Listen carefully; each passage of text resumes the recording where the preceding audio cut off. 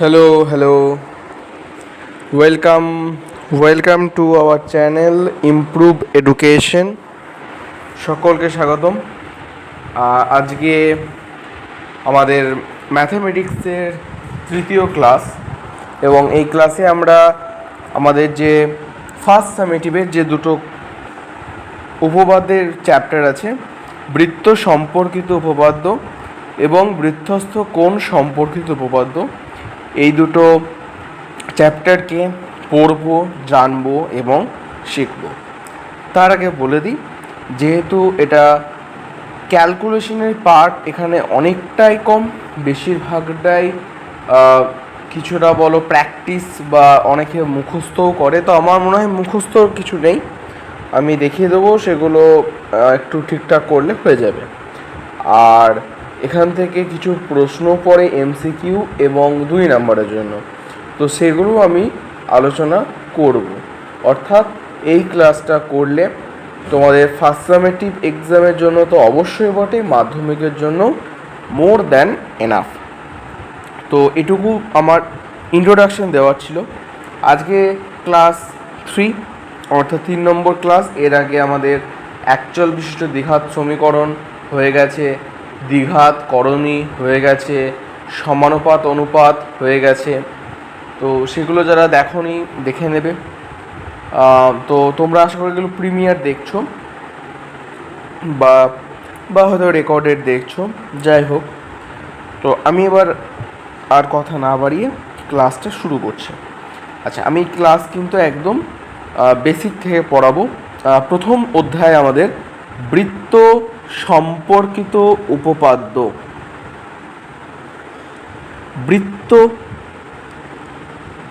সম্পর্কিত উপপাদ্য। এবার কি বলতো, উপপাদ্য মানে কি, তোমরা হয়তো 9-এ পড়েছিলে।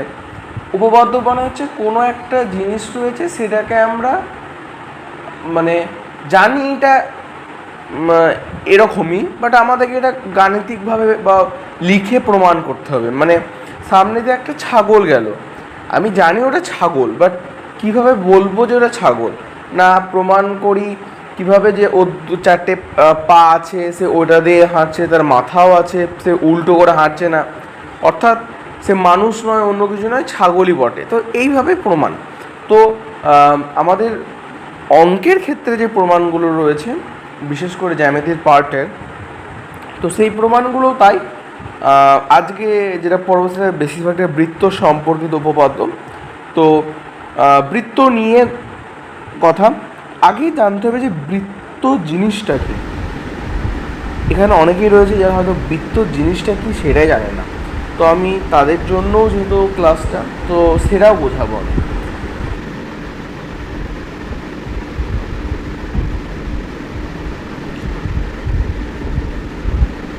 খুব খারাপ বৃত্ত হলো এটা।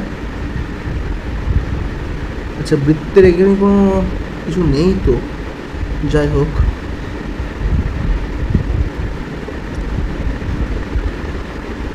এইটাকে যদি আমরা বৃত্ত ধরি, এটা বৃত্ত যদি ধরি, বৃত্তের একটা কেন্দ্র আছে, বৃত্তের একটা কেন্দ্র রয়েছে। এই বৃত্তের কেন্দ্র থেকে এই যে পাশের পরিধি, এর মধ্যে যে দূরত্ব তাকে বলছে আর, বা আরকে আমরা বলি হচ্ছে ব্যাসার্ধ। এবং যদি এই আরটা এই দিকেও যায়, তখন সেটাকে বলবে আমাদের ব্যাস। তখন সেটাকে বলা হয় ব্যাস। এক মিনিট।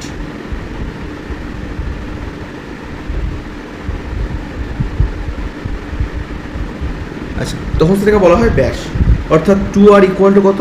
ব্যাস। এবার এটা আমরা জানি ব্যাসার পরিধি। এবার যদি কোনো একটা সরল রেখা বৃত্তের মধ্য দিয়ে গেল, কিন্তু কোনো কেন্দ্রকে স্পর্শ করলো না, যেমন এরকম আমি এঁকে দিলাম জাস্ট, এই যে দুটো বিন্দুতে এরা পরস্পর ছেদ করলো, এই দুটো বিন্দুতে এরা ছেদ করলো, এখানে একটা ছেদ করলো, এখানে ছেদ করলো, তাহলে এইটাও তো একটা সরল রেখা। তাহলে এই জিনিসটা কি বলা হয়, অর্থাৎ কেন্দ্রের নয়। তো এটা ধরি এ এবং বি, তো এই এ বিটাকে বলা হচ্ছে অ্যাকচুয়ালি জ্যা। তাহলে একটা বৃত্ত সম্পর্কে এমন এটাই বলা হলো যে বৃত্তের একটা হচ্ছে কেন্দ্র থেকে তার পরিধি পর্যন্ত দূরত্ব হচ্ছে আর, এবং আর সব এইখান থেকে এর মান যা, এইখান থেকে এর মানও তাই, এখান থেকে এর মান যা, এখান থেকে এর মানও তাই, অর্থাৎ সবগুলোর মান কিন্তু সমান।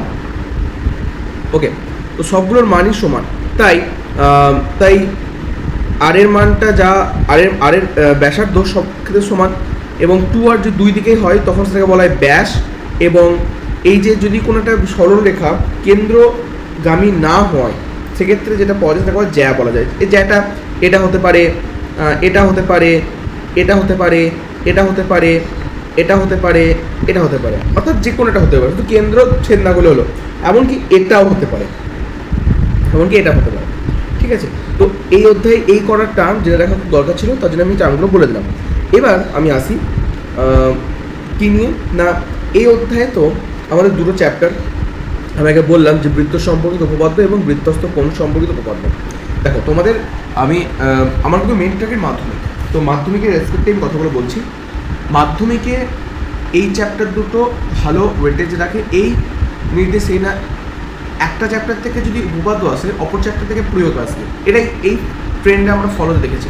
তো গত বছর অর্থাৎ 2026-এ বৃত্তস্থ কোণ সম্পর্কিত উপপাদ্য থেকে উপপাদ্য চলে এসেছে এবং ওই চ্যাপ্টারে সেরকম কোনো প্রয়োগ নেই।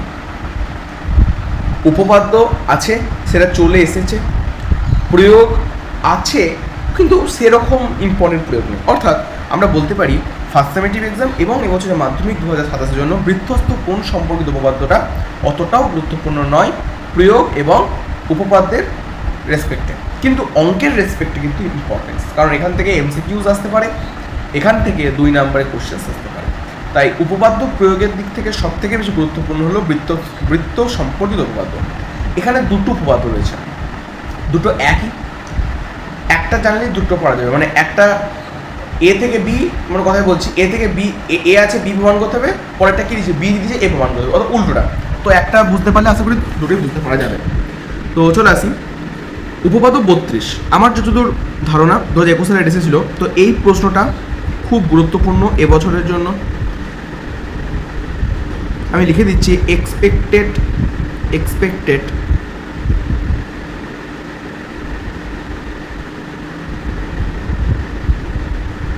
2027 এই প্রশ্নটা আসতে পারে। তো কি এখানে যে কোনো আমি উপপাদ্য করার আগে, যারা একদম জিরো থেকে করছো বলে দিই, উপপাদ্য করার আগে প্রথম আমাদেরকে কি উপপাদ্য প্রমাণ করতে দিয়েছে সেটা ভালো করে করতে হবে। এখানে বলে দিয়েছে ব্যাস নয় এরূপ কোনো জ্যা, অর্থাৎ একটা জ্যা এর উপর বৃত্তের কেন্দ্র থেকে লম্ব অঙ্কন করা হলো। অর্থাৎ এখানে আমি যদি দেখি এ বি একটা জ্যা এবং বৃত্তের কেন্দ্র হচ্ছে ও, সেখান থেকে একটা লম্ব অঙ্কন করা হলো। ওই লম্ব জ্যাটিকে সমদ্বিখ খণ্ডিত করে, অর্থাৎ এডি এবং এডি ইকুয়াল টু বিডি, এটা হবে সেটা প্রমাণ করতে দিয়েছে। তো যে কোনো উপপাদ্য, যে কোনো ক্লাস 10-এ পরবর্তীতেও যদি কোনো চ্যাপ্টার থাকে উপপাদ্যের, যে কোনো উপপাদ্যের ক্ষেত্রে 4টে জিনিস কমন। প্রথমে লিখতে হবে প্রদত্ত, তারপরে লিখতে হবে প্রামাণ্য বা প্রমাণ করতে হবে, তারপরে লিখতে হবে অঙ্কন, তারপরে লিখতে হবে প্রমাণ। অর্থাৎ 1 প্রদত্ত, 2 প্রমাণ করতে হবে, 3 অঙ্কন, 4 প্রমাণ। প্রদত্ত কোনটা লিখবো না, যেটা দেওয়া আছে সেটাকে লিখে দেবো। কীরকম? হ্যাঁ, এখানে ও কেন্দ্রীয় সে আমি নাম দিতেই পারি, এখানে একটা বৃত্ত আঁকলাম, নাম দিতে পারি, যদি নাও দিই তাও নাম্বার কাটবে না, তো নাম দিলে অবশ্যই ভালো। তো বলে যে ব্যাস নয় এরকম কোনো জ্যা, অর্থাৎ একটা বৃত্ত এঁকে নিলাম, তার ব্যাস নয় এমন একটা জ্যা করলাম যার মান হচ্ছে এ এবং বি, তো এ বি আছে। তো ও প্রদত্ত লিখলাম, যে ওটাকে গুছিয়ে লিখলাম যে ও কেন্দ্রীয় বৃত্তের এ বি ব্যাস নয় এরূপ একটি জ্যা এবং ওডি এ বি জ্যা একটি লম্ব, অর্থাৎ এ বি একটি ব্যাস নয় জ্যা এবং ওডি এ বি এর ওপর লম্ব বাস, এটুকু প্রদত্ত। প্রমাণ করতে কী হবে যে এডি equal to BD, eddy equal to DB বা বিডি একই ব্যাপার। অঙ্কন, হ্যাঁ অঙ্কনের জায়গাটা হচ্ছে কি না, আমার প্রয়োজন হলে আমি অঙ্কন করব, প্রয়োজন না হলে অঙ্কন করব না। আচ্ছা, এখানে ও এ এবং ও বি এই দাগ দুটো যদি না থাকতো আমি কোনোদিন প্রমাণ করতে পারতাম না, কারণ এখানে আমাদেরকে ত্রিভুজের নিয়ম প্রয়োগ করতে হবে। কী প্রয়োগ করতে হবে? ত্রিভুজের নিয়ম। তার জন্য আমাদেরকে দুটো ত্রিভুজ আঁকতে হবে। এবার আমরা যদি দুটো দাগ দিই বা সরলরেখা দিই তাহলে কিন্তু এখানে ত্রিভুজটা আঁকা সহজ, তাই আমরা অঙ্কন করলাম এটা। এইবার অর্থাৎ এই তিনটে কিন্তু আমাদের যা প্রশ্ন আছে ওখান থেকে করা যাবে। এবার হচ্ছে প্রমাণ। দেখো, এ ও বি এই দুটো সমান, কারণ বৃত্তের ব্যাসার্ধ। ওডি লম্ব বলে দিয়েছে, লম্ব মানে 90 ডিগ্রি। আচ্ছা, তাহলে এডি বিডি এই সকল ক্ষেত্রে প্রমাণ করার একটা প্রধান জিনিস হলো, এক্ষেত্রে আমরা ক্লাস 7, 8 বা 9 পড়েছিলাম সর্বসম, ওই কনসেপ্টটাই কাজে লাগাবো। এখানে লেখা আছে যে ওডি এ বি জ্যা এর উপর লম্ব, সুতরাং ও ডি এ অর্থাৎ এই ত্রিভুজটা এবং ও বি ডি অর্থাৎ এই ত্রিভুজটা, এই দুটো ত্রিভুজটাকে আমরা সমকোণী করব। তো সমকোণী ত্রিভুজ, তো কী করলাম না, এই তো এটা 90 ডিগ্রি, এটাও 90 ডিগ্রি, ওকে। আচ্ছা, এই বাহুটার সমান, এই বাহুটার সমান, ওকে। ওডি সাধারণ বাহু, ঠিক আছে। কোনো দুটো ত্রিভুজের যদি দুটি বাহু সমান এবং একটি কোণ সমান হয় তাহলে ওই দুটো ত্রিভুজ পরস্পরের সর্বসম ত্রিভুজ, আর এইচ এস নীতি অনুযায়ী। এবং যদি এটা হয় তাহলে এই দুটো পাশাপাশি বাহুটাও সমান হবে। এই কনসেপ্ট কাজে লাগিয়ে এই অঙ্কটা করা হয়েছে, এইটা কাজে লাগিয়ে এটাকে করা হয়েছে। এটাকে ডুপ্লিকেট করলাম, এবার আমি এটাকে মুছে দিলাম যাতে তোমাদের বুঝতে সুবিধা হয়। ওকে, তো এটা খুব ইম্পর্টেন্ট করে রাখবে। আচ্ছা, এরপরে যেটা রয়েছে, এই স্লাইডটা দরকার নেই, ডিলিট করে দিলাম। এটাকে এবার উল্টে দিয়েছে, না কি বলেছে না, বলেছে যে এডি ইকুয়াল টু বিডি, কিন্তু এডি ইকুয়াল টু বিডি তাহলে প্রমাণ করো যে এটা লম্ব। একই কনসেপ্ট যে এই দুটো কোণকে মানে সমকোণী করে সর্বসম করলে হয়ে যাবে। আচ্ছা, এটাও হোম টাস্ক। এবার বলবে হোম টাস্ক মানে তো করাই আছে, হোম টাস্ক কী দরকার? অ্যাকচুয়ালি তোমরা কী করবে, একবার বইটা দেখে নেবে কীভাবে করা আছে, বা বুঝিয়ে দিলাম যেটা আমি এই নোটস দেখে নেবে, প্রশ্নটা টুকে নেবে খাতায়, দিয়ে বইটা বন্ধ করে পড়ার চেষ্টা করবে। করতে পারছো না দেখবে, 2-3 প্র্যাকটিস করবে, ইজিলি হয়ে যাবে। উপপাদ্য মুখস্থ নয়, প্র্যাকটিস করতে হয়। তো এটা হয়ে গেল। আচ্ছা, এখান থেকে অনেকগুলো প্রয়োগ আছে, তার মধ্যে আমি একটা প্রয়োগ এনেছি। সেই প্রয়োগটা হচ্ছে এটা খুব গুরুত্বপূর্ণ প্রয়োগ একটা। ও কেন্দ্রের তো এ বি একটা জ্যা এবং সিডি একটা জ্যা, ও বি এবং সিডি একটা জ্যা। এবার বলেছে কেন্দ্র থেকে এখানে লম্ব টানলাম, এখানে লম্ব টানলাম, দিয়ে ই এবং এফ করলাম, দিয়ে বলেছে যে এই যে ই ও এবং ও এফ এই দুটো সমান, এটা প্রমাণ করতে হবে। তো প্রথমে প্রদত্ত লিখলাম, যেমন প্রয়োগ এবং প্রমাণ দুটো এক, কিন্তু কি না, পরীক্ষার ক্ষেত্রে প্রমাণটা তোমার বই থেকে আসবে, বাট প্রয়োগটা বই থেকেও আসতে পারে, না আসতে পারে, এটা একটা ডিফারেন্স। তো যুক্তি দিয়ে প্রমাণ, তো কোনো বৃত্তের দুটি সমান জ্যা কেন্দ্র থেকে সমদূরবর্তী। এবার তুমি ভাবে এটা কী দিয়ে করা যায়? তো আমি বলবো তোমাদের ফার্স্ট সেমিস্টার এক্সামের জন্য খুবই একটা ভালো জিনিস যে কোনো প্রয়োগ বা প্রমাণ তোমরা সর্বসমতার যে কনসেপ্ট সেখান থেকে করতে পারবে। ঠিক এটা দেখো, এখানে ও এ এবং ও সি প্রদত্ত কি না, ইজি যে ও কেন্দ্রীয় বৃত্তের এ বি ও সিডি দুটি সমান দৈর্ঘ্যের জ্যা, কেন্দ্র ও থেকে এ বি ও সিডি এর দূরত্ব যথাক্রমে ও ই ও এফ, এবং ও ই লম্ব এ বি এর উপর এবং ও এফ লম্ব সিডির উপর। প্রমাণ করতে হবে যে ও ইকুয়াল টু ও এফ, এবং অঙ্কন করলাম ও এ ও সি যুক্ত করলাম। দেখো, প্রথম ওই লম্বের এই দুটো লম্ব বলে দিয়েছেন। এবার লম্ব মানে হচ্ছে আমরা আগের ফেজে করলাম যে লম্ব হলে যেটা অর্ধেক হয়, অর্থাৎ A equal to half of AB এবং C F equal to half of CD. এটা আমরা পড়লাম, এর প্রমাণ করেছি। কোন প্রমাণ করেছি না, এটা প্রমাণ করেছি আমরা 32 নম্বর প্রয়োগে, মনে হয় 32 নম্বর পদে প্রয়োগ করেছে, 32 নম্বর পদে প্রয়োগ করেছে। দেখো, তাহলে এখানে আমরা বলতে পারি যে এ ইকুয়াল টু সিডি। এবার এ ইকুয়াল টু সিডি, আচ্ছা এখানে যদি আমরা বলতে পারি যে এ ইকুয়াল টু সি এফ, অর্থাৎ দুটো সমান। আচ্ছা দেখো, এ বি ইকুয়াল টু সিডি এবং এটার হাফ, এটার হাফ এবং এটার হাফ, এটা সমান করে লিখতে পারি না, এ ইকুয়াল টু সি এফ লিখতে পারি। হ্যাঁ, এবার সমকোণী ত্রিভুজ যদি হয় তাহলে এ ই ও এবং ও এফ সিতে ও ই এ কোণ অর্থাৎ ও ই অর্থাৎ এই কোণটা এবং ও এফ সি অর্থাৎ এই কোণটা সমান হবে, কারণ কি এই দুটো কোণের যে বিপরীত বাহু অর্থাৎ এইটা এবং এটা দুটো ব্যাসার্ধ, এবং আমরা জানি ব্যাসার্ধ যদি হয়ে থাকে তাহলে ব্যাসার্ধের ক্ষেত্রে আমাদের বিপরীত কোণগুলো সমান হবে। তো বিপরীত কোণ সমান, তাই আমরা এটা সমান করতে পারি। এবার তিনটে সমান পেয়ে গেলাম, অর্থাৎ আর এই যে সর্বসম সূত্র হলে ও ইকুয়াল টু ও এফ, এটা প্রমাণ হয়ে গেল। তাহলে এই কথা গুটি কয়েক প্রশ্ন আমি এনেছিলাম, যেগুলো আমার মনে হচ্ছে ইম্পর্টেন্ট। আমি মোট একটা উপপাদ্য, দুটো উপপাদ্য এবং একটা প্রয়োগ, বাস অর্থাৎ দুটো উপপাদ্য একটা প্রয়োগ, এই তিনটে যদি করো আমার মনে হয় না পরীক্ষাতে কোনো প্রশ্ন আটকাবে বলে। তো এগুলো ছিল আর কি। আর এবার যেটা বললাম তোমাদের যে কিছু এমসিকিউ এখান থেকে আসতে পারে। এবার কী ধরনের এমসিকিউ আমি তো সব করতে পারবো না, বা এখন এই মুহূর্তে পারবো না, আমি তার জন্য তাহলে ভিডিওটা অনেকটাই বড় হয়ে যাবে, কারণ এমসিকিউ এর উপর রিলেটেড। তো আমি তার জন্য আলাদা কোনো সিরিজ বা আমি লাস্টে করে দেবো, টেস্টটা করে দেবো, চিন্তা নেই। বাট আমি কিছু টাইপস দেখিয়ে দিচ্ছি, যে টাইপসগুলো তোমাদের খুব গুরুত্বপূর্ণ। তোমরা যদি বইটা খোলো একবার, বইয়ে একটা অঙ্ক রয়েছে, বইয়ের একটা অঙ্ক রয়েছে, বলেছে আচ্ছা special types of questions 2 mark এবং এমসিকিউ। ওকে ঠিক আছে চল। বই একটা অঙ্ক দিয়েছে পেজ নাম্বার 61 পেজে অঙ্কটা আছে দেখবে প্রয়োগ 6 যে 17 সেমি দৈর্ঘ্যের ব্যাসার্ধ বিশিষ্ট বৃত্তের যে জ্যা এর কেন্দ্র থেকে দূরত্ব 8 সেমি তার দৈর্ঘ্য হিসাব করে লিখি। তো একটা আমরা গোল আঁকলাম, 17 সেমি দৈর্ঘ্যের ব্যাসার্ধ 17 সেমি বৃত্তের যে জ্যা এর কেন্দ্র থেকে দূরত্ব, জ্যা ধরলাম এটা কেন্দ্র, এটা এখান থেকে এটা ব্যাসার্ধ বলে দিয়েছে 17, এটা ও, এটা এ, এটা বি, এটা সি। তাহলে ও সি হচ্ছে আমাদের 8 সেমি আর এ বি বলে দিয়ে ও বি বলে দিয়েছে আমাদের 17 সেমি, ও বি বলে দিয়েছে আমাদের 17 সেমি, ও বি বলে দিয়েছে কত 17 সেমি। এবার আমাদেরকে বের করতে হবে সেটা হচ্ছে এ বি এর মানটা কত। আচ্ছা আমরা বলতে পারি যে A B equal to 2 of BC, কারণ আমরা জানি এটা সমদ্বিখণ্ডিত করে, তাহলে এটা আমরা বলতে পারি।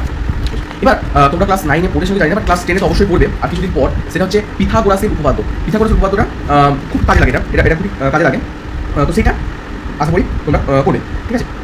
আচ্ছা চলো, তো আমি এখানে পিথাগোরাস উপপাদ্য কি বলি না, দৈর্ঘ্য স্কোয়ার প্লাস লম্ব স্কোয়ার প্লাস ভূমি square equal to Bhuj square, অর্থাৎ লম্ব এখানে কত ওসি স্কোয়ার মানে 8 8 64, বেশ। ভূমি স্কোয়ার কত বিসি জানি না, আর ওবি স্কোয়ার ভুজ স্কোয়ার 17 স্কোয়ার কত হয় 17 স্কোয়ার হয়, 17 স্কোয়ার আমরা এখানে লিখলাম 17 স্কোয়ার লিখলাম, ঠিক আছে। আমাদের 17 স্কোয়ার হয় হচ্ছে 289, 17 স্কোয়ার কত হয় 289। এবার সেখান থেকে আমরা যদি বিসি স্কোয়ার বলি, তাহলে এটা 289 থেকে যদি আমরা 64 বাদ দিই তাহলে আমরা পাবো 225, অর্থাৎ বিসি পাবো কত, অর্থাৎ বিসি পাবো হচ্ছে 15 সেমি। বিসি যদি 15 সেমি পাই তাহলে আমাদের যে এ বি সেটা কত বেরোবে, এ বি বেরোবে হচ্ছে 30 সেমি। এটা এই ধরনের অঙ্ক আসবে, এটা প্রথম অধ্যায় থেকে অঙ্ক দেখালাম, এই ধরনের অঙ্ক কিন্তু আসবে। এগুলো খুব গুরুত্বপূর্ণ, প্রতি বছর এই টাইপসের অঙ্ক পরীক্ষায় আসে এবং এত সহজ অঙ্ক আসে এবং অনেক পরিমাণ ছেলেমেয়ে কিন্তু এগুলো ভুল করে আসে। তো আমি এটাই বলবো যে অঙ্কগুলো ভুল করো না, ঠিক আছে। এরপরে আমি যদি দেখি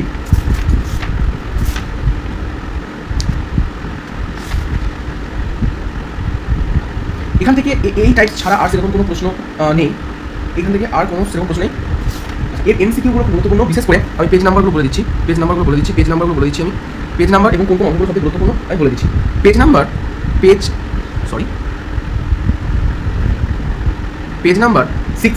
পেজ নাম্বার 66-এ 16 অতি সংক্ষিপ্ত উত্তরধর্মী প্রত্যেকটা অঙ্ক এখান থেকে ডাইরেক্ট মাধ্যমিকের প্রশ্ন একাধিকবার এসেছে। তো 16 অল সবগুলো করবে, 16 সবগুলো করবে এবং 17 সবগুলো করবে, বিশেষ করে 17 পাঁচেরটা অনেক ভালো করে দেখবে। এগুলো আমি পরে যখন এমসিকিউ সিরিজ বা শর্ট কোশ্চেন সিরিজ আমি করে দেবো, যদি সেরকম মনে হয় আমার টেস্ট পেপারে বারবার আসে। এখন আমি করাচ্ছি না, কারণ আমি চাই যতটা কম সময়ের মধ্যে তোমরা গোটা সিলেবাসটাকে পড়তে পারো। হ্যাঁ, এটা তো কোনো 11-12-এর কোনো কম্পিটিটিভ এক্সামের লেকচার নয়, এটা জাস্ট একটা বোর্ডের ক্ষেত্রে বেশি করে প্র্যাকটিস এবং কনসেপ্টটা ক্লিয়ারেন্স এবং নিজেকে পড়তে হবে, প্রচুর করতে হবে। তো আমি যতটা পারছি চেষ্টা করছি, তোমরাও তোমাদের চেষ্টা করো। তো এবার আমরা আসবো পরবর্তী অধ্যায়। আমি বললাম এখান থেকে উপপাদ্য চলে এসেছে এবং কোনটা এসেছে 34 নম্বর উপপাদ্য এসেছে। হ্যাঁ, এটা গুরুত্বপূর্ণ, চলে এসেছে যেটা। আর এখান থেকে প্রয়োগ সেরকম নেই, বাট অঙ্ক রয়েছে।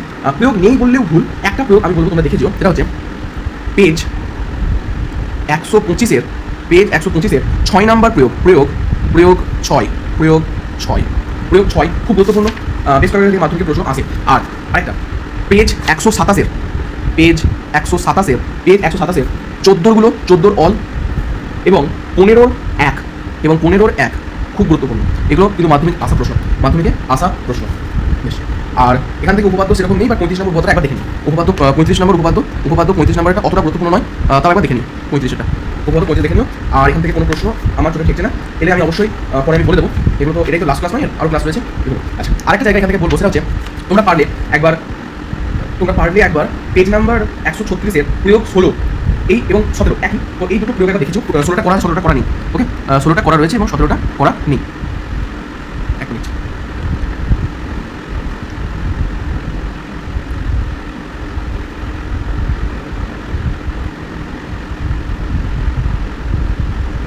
তো আমি মুখে বললাম লেখা যায় না। তো প্রয়োগ 16 এবং 17 নম্বর পেজ 136, তো এগুলো করেছো, এটুকুই। বাকি থ্যাঙ্কস।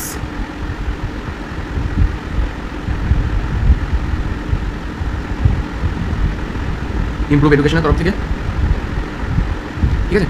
বুঝতে পারছো খুব তাড়াহুড়োর মধ্যেই ক্লাসগুলো আনতে হচ্ছে, কারণ তোমাদের ফার্স্ট সেমিস্টার এক্সাম। আমি চাই যাতে মাধ্যমিকের পাশাপাশি ফার্স্ট সেমিস্টার এক্সামেও তোমাদের কিছুটা হলেও আমি হেল্প করতে পারি। তো তার জন্য এই ক্লাসগুলো এত তাড়াতাড়ি আনার। তাছাড়া আমার এগুলো পরবর্তী উইকে আসার কথা ছিল। তো যাই হোক, যত তাদের সিলেবাস এগুলো ভালো, তো অবশ্যই ভিডিও দেখো। তোমার স্কুলে যদি পরীক্ষা হয়ে থাকে তাহলেও দেখো, পরীক্ষার পরে অবশ্যই। এটুকুই। আর আমাদের এই সকল নোটসগুলো কিন্তু বিশেষ করে জীবনবিজ্ঞান পদ্ধতির ক্ষেত্রে নোটসগুলো পাওয়ার জন্য তোমরা টেলিগ্রাম চ্যানেলে জয়েন হয়ে ওখানে সব পেয়ে যাবে, তার লিঙ্ক বা কিউআর দেওয়া রয়েছে, আমি আবার দিয়ে দেবো। এটুকুই। থ্যাঙ্কস সকলকে, সবাই ভালো থেকো এবং ভালো করে পরীক্ষা দিও। এবং আগামীকাল তোমাদের মক টেস্ট আসছে ম্যাথমেটিক্সের উপর, পুরো চ্যাপ্টার আমি মেবি 9 অধ্যায় পর্যন্ত নিয়েছি। আমি বলে রাখি হ্যাঁ মক টেস্ট ব্যাপারটা, যে মক টেস্টটা আমি প্রশ্ন নিজের হাতে করেছি, ফলশ্রুতিতে আমি প্রশ্নগুলো জাস্ট স্ক্রল করবো এবং তোমরা দেখে নেবে। স্ক্রিনশট তোলা দরকার নেই, কারণ আমি ওটাকে সঙ্গে সঙ্গে পিডিএফটা দিয়ে দেবো, আর স্ক্রিনশট তুললে করতে পারবে, বাড়িতে প্র্যাকটিস করবে। খুব গুরুত্বপূর্ণ, এবং যার ফলে প্যাটার্নগুলো হয়তো সব ক্ষেত্রে ফলো করা হয়নি, কারণ প্যাটার্ন ফলো করে অনেক প্রশ্ন বাদ যাচ্ছে। আমি যেগুলো চেয়েছি ইম্পর্টেন্ট প্রশ্নগুলো একটা সেটে থাকা, তো তার জন্য মক টেস্ট নেওয়ার। থ্যাঙ্কস, ওকে। অনেকটাই হয়ে গেল ম্যাথমেটিক্সের যে বাকি পোর্শনটা, বিশেষ করে আমাদের যে রয়েছে সরল সুদ, চক্রবৃদ্ধি সুদ, এটা এবং এর সাথে অংশীদারি কারবার, তিনটে একসাথে করবো আমি। আর পড়ে থাকলো ওই পরিমিতি, ওটা একটা একদিন দুদিন লাগবে, তাহলে মোটামুটি শেষ হবে। দেখা যাক পরবর্তী কোনটা করা যায়। আর এছাড়াও ভৌতবিজ্ঞান জীবনবিজ্ঞান ক্লাস অলরেডি হয়ে গেছে, যারা দেখেন অবশ্যই দেখি। সকলকে ধন্যবাদ ইমপ্রুভ এডুকেশন তরফ থেকে। চলো।